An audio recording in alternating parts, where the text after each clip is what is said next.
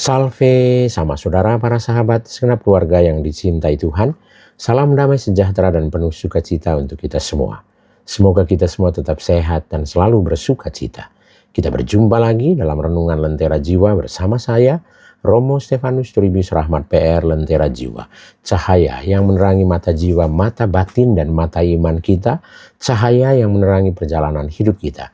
Supaya hidup kita penuh dengan cahaya kebaikan dan kebenaran. Sama saudara para sahabat segenap keluarga yang dicintai Tuhan.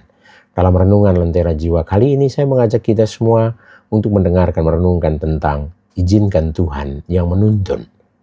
Dahulu kala di sebuah desa hiduplah dua orang pengikut Yesus, yang satu miskin dan yang satunya lagi lebih berada.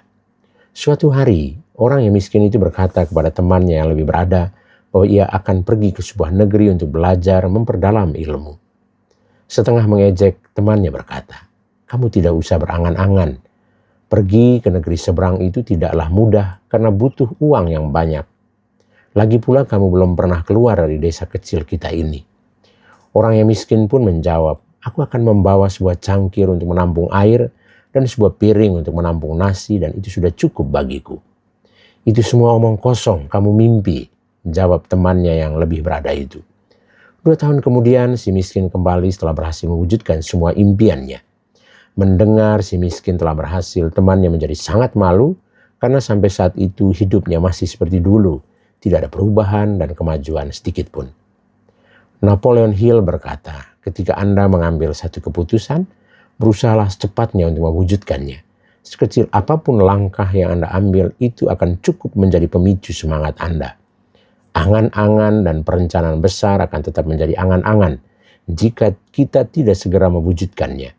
Keputusan dan rencana apapun yang telah diambil harus kita mulai dengan langkah-langkah nyata. Jangan menunggu sampai keadaan menjadi baik atau kondisi terlihat menguntungkan baru kita mulai bertindak. Karena hanya dengan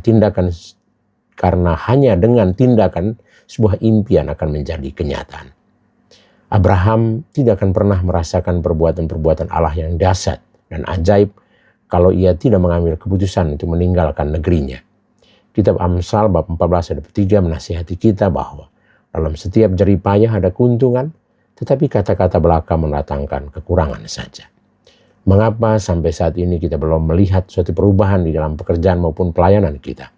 Mungkin saja ini disebabkan karena kita belum juga bertindak.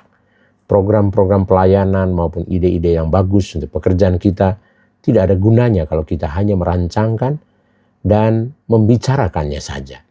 Demikian juga dengan impian-impian besar mengenai suatu usaha atau bisnis tidak akan pernah terwujud kalau kita tidak bertindak. Mulailah dari apa yang dapat kita kerjakan. Kerjakan itu dengan sungguh dan tekun, dan di dalam semuanya itu izinkan Tuhan yang menuntun. Andalkan Dia dan bukan kemampuan kita sendiri. Jangan lupa bahwa langkah pertama itu sangatlah penting. Kalau kita tidak pernah mengambil langkah pertama, maka langkah-langkah selanjutnya tidak akan pernah ada. Kita mohon rahmat dan berkat Tuhan, supaya kita selalu mengizinkan Tuhan menuntun perjalanan hidup kita.